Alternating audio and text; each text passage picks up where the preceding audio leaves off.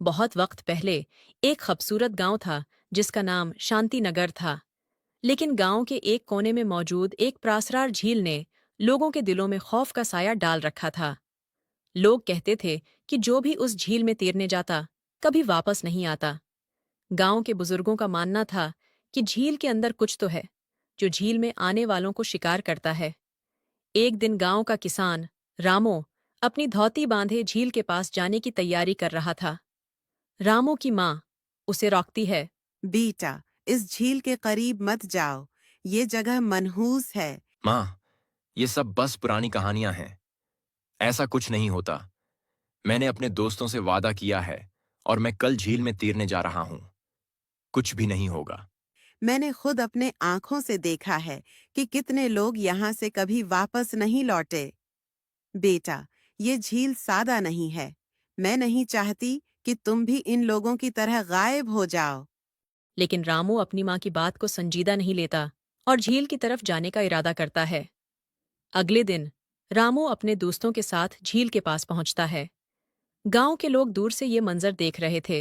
रामो, मुझ जाओ। ये झील वही है जिसमें जाने वाले कभी वापस नहीं आए। आप लोग बस पुरानी कहानियों पर यकीन करते हैं। मैं वापस आऊंगा और तुम सबको दिखाऊंगा कि यहाँ कुछ भी खतरनाक नहीं है। रामू अपने दोस्तों की तरफ देखकर पानी में दाखिल होता है। रामू झील में तैरने लगता है। अचानक झील के पानी में एक अजीब सी हलचल होती है। पानी की सतह पर एक खूबसूरत चेहरा नमोदार होता है। वो मरमड्ड थी जिसका ऊपरी हिस्सा इंसान का था और नीचे से वो मछली की मानंद थी। उसकी आंखों में गहरी चमक और दलक्ष मुस्कुराहट थी। तुम तुम कौन हो? रामू, तुम मेरे जाल में आ चुके हो। क्या तुम्हें डर नहीं लगता? मैं इस झील की मुल्का हूँ और जो यहाँ आता है वो कभी वापस नहीं जाता। रामो खौफ से पीछे हटता है, लेकिन मरमड्ड ने उसे अपने जादुई जाल में जकड़ लिया।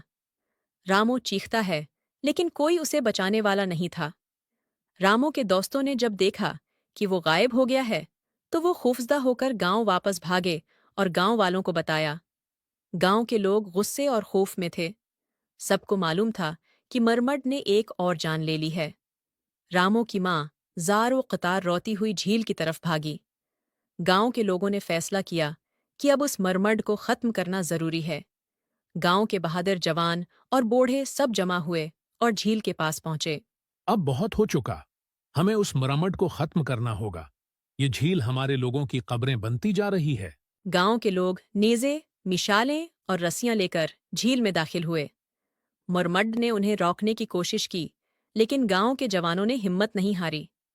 आखिरकार उन्होंने मरमड को झील के किनारे घेर लिया और उसे नेज़े से वार करके मार डाला।